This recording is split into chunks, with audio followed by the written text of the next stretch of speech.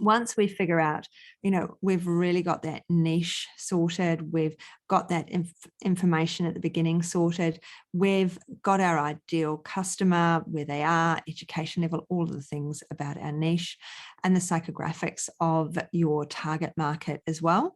So, and when are you going to find those people, and where are you going to find them? Is it going to be weekdays? Is it going to be weekends? Is it going to be lunchtime? Is it going to be evenings? And these are some of the things that we need to think about when we're constructing our Facebook group. So I post at 6 a.m. in the morning because I personally get up at 6:30. And so if it goes up at 6 a.m., I know that I'm going to see it. And I'm thinking that a lot of naturopaths, nutritionists, herbalists, they're getting up early in the morning. They're trying to make the most of the day. So chances are they'll see it as well. Hello and welcome. Mentoring with Geraldine is a bite-sized practitioner podcast for naturopaths, nutritionists, herbalists, and practitioners. This podcast responds directly to your needs, the needs of the practicing natural therapist.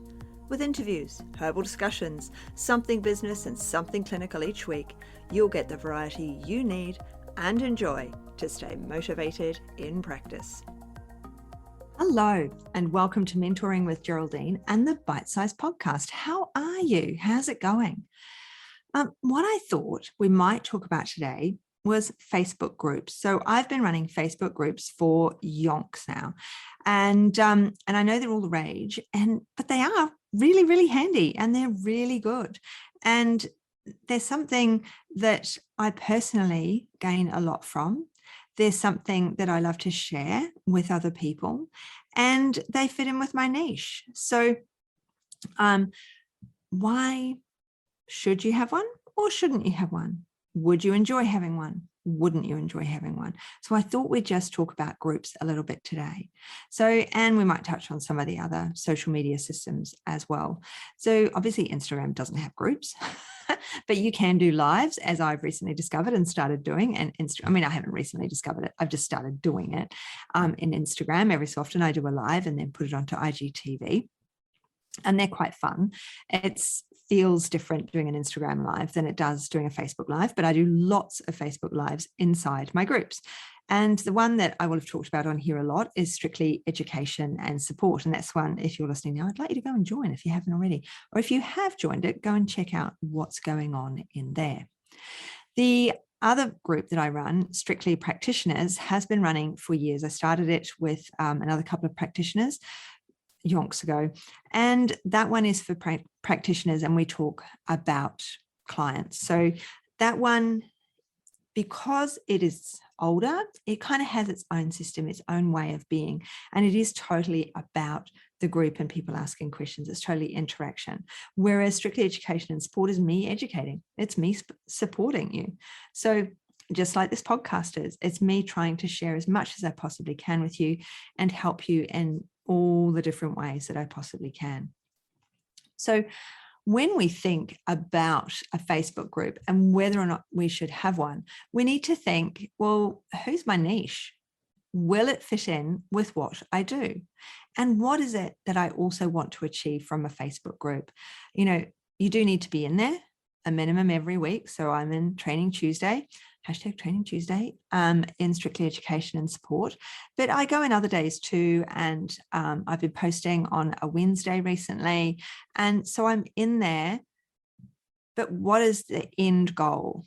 Okay, my end goal is to educate more people, to increase my email list, to make sure that people know I exist, to possibly purchase courses off me, because I have several courses that are very useful in practice, and I add content to, the graduate program, add content to the academy all the time.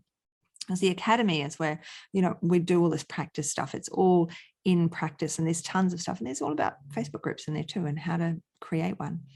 So, why have you got it? Chances are you want it because you want more clients in your niche, and you'd like email addresses, because we don't own social media, as you've heard many, many times. And so we want to be able to make sure that we have a way of contacting these people outside and away from, the social media platform. So, it does boost who you are. It boosts your authority, and it boosts your confidence. And and you're more likely to have interaction with more people, with the people that you want, if it's your age group and your niche. Chances are, if you want a teenage market, then Facebook isn't going to be your platform. However, if you want the mothers of teenagers, then Facebook is your platform. Do you see what I mean? So, but if you're not into Facebook, then don't do it. If you're not into something anyway, then it's going to be really hard to go over there and create it. But it might be you're into LinkedIn, and LinkedIn does have groups. And so that might be something that you need to look at and think of it in a similar way. It's a lot of giving, it's a lot of information sharing, and it's a lot of promotion. Okay. But we want to know, why do we want the group or the system even, or whatever it is? What is our end goal? What is your end goal? And once we've chosen our demographic and our niche, then we can really start tailoring our group to that. Because in our information, when somebody joins, mine say for students of naturopathy, nutrition, herbalism, and practitioners. So strictly education and support. So I do sometimes get teachers apply. It's not as common. It was when it first started, because I didn't specify that in the first line of the reason for the group. So I used to get teachers apply. They don't apply now, but strictly education, you're thinking, oh yeah, teachers.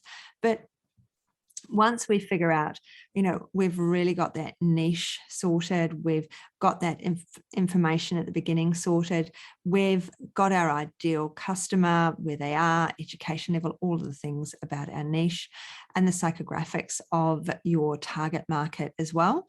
So, and when are you going to find those people, and where are you going to find them? Is it going to be weekdays? Is it going to be weekends? Is it going to be lunchtime? Is it going to be evenings?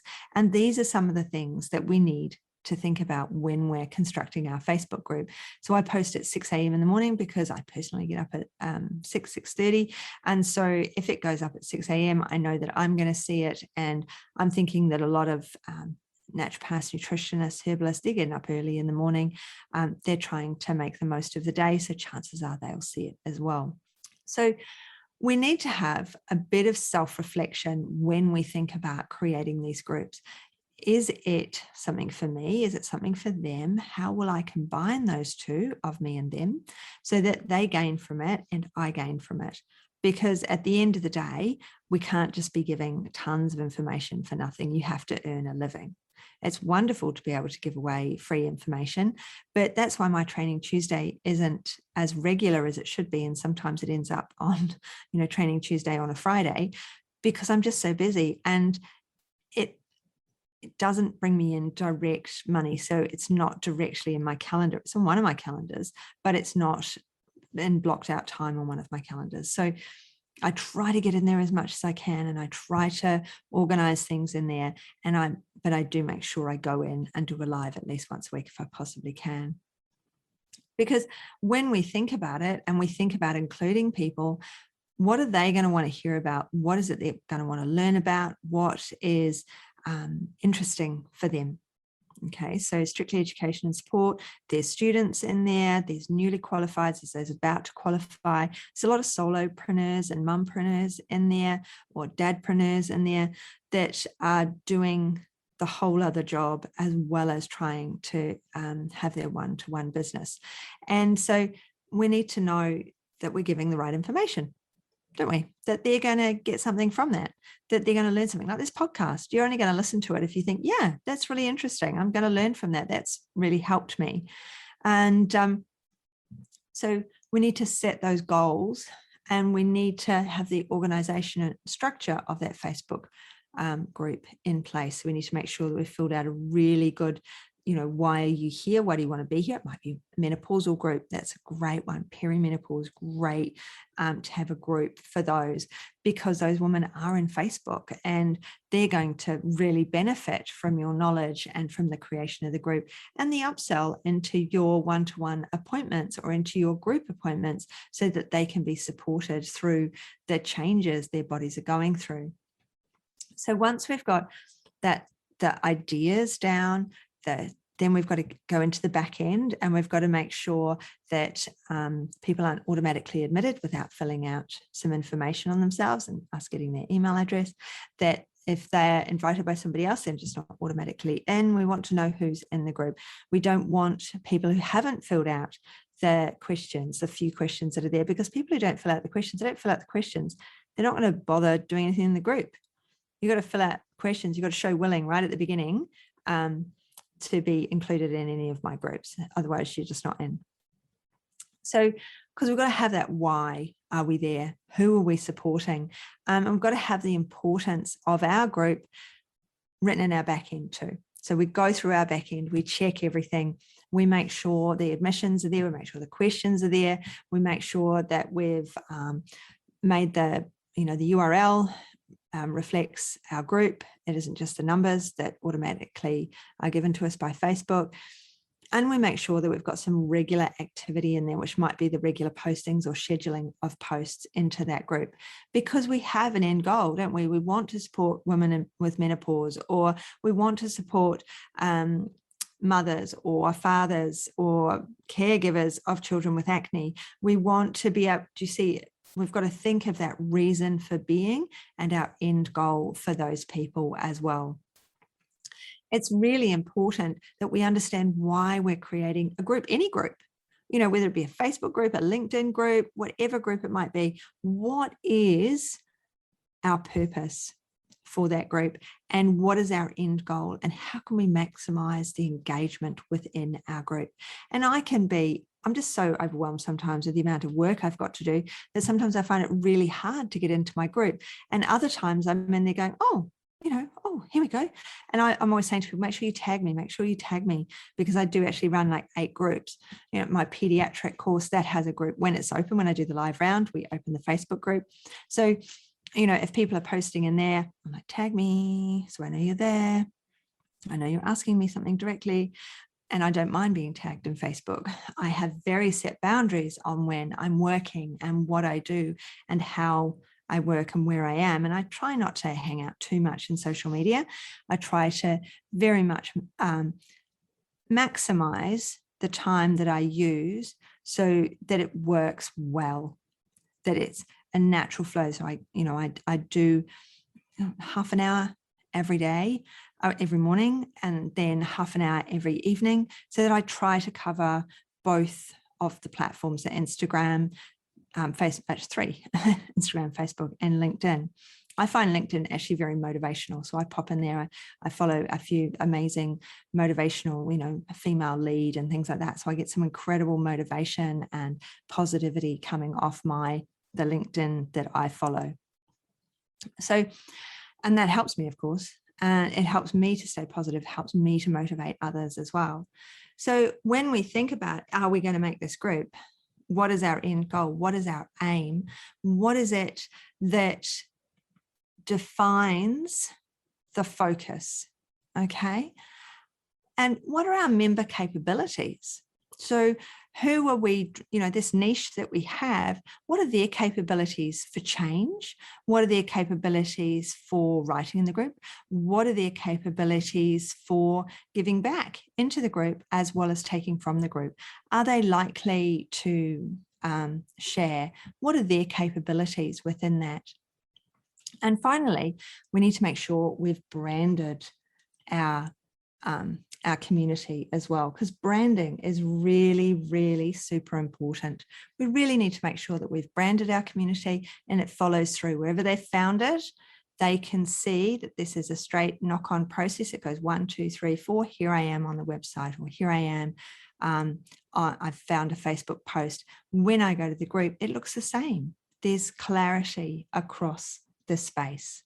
Okay, so I really want you to think about, do I need a group? Would it help me? Mastermind it, think about it, toss it about a bit, take your time over it, and contact me. If you want help thinking about it, talking it through, book a focus call. Let's chat. In the Academy, there's all how to create it. There's all the webinars on it, all the useful information in there. So let me know how you go, because I'd love to hear from you. So thank you for joining me today. Don't forget, it'd be lovely if you drop me a review, preferably 5-star if you don't mind, because if you've stayed all the way to the end, then hopefully you found today useful.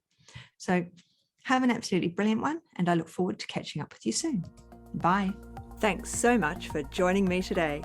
Don't forget to rate, review, and subscribe to the podcast for the weekly episodes. If you'd like even more support and learning, then the Academy is for you. Here you'll find part 2 of the herbal discussions, more clinical learning, and case studies to support your clients in practice. Bye for now.